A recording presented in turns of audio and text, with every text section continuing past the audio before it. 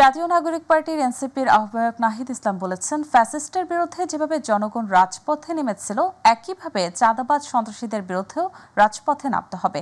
খুলনাবাসী প্রস্তুত থাকুন, আগামী ৩ আগস্ট ঢাকায় এই সবকিছুর জবাব দেওয়া হবে। শুক্রবার খুলনার শিববাড়ি মোড়ে দলটির দেশ গড়তে জুলাই পদযাত্রা কর্মসূচিতে অংশ নিয়ে তিনি এই কথা বলেন। নাহিদ ইসলাম বলেন, বাংলাদেশের মানুষ নতুন স্বাধীনতা পেয়েছে, ওরা ভেবেছে চাঁদাবাজির স্বাধীনতা পেয়েছে।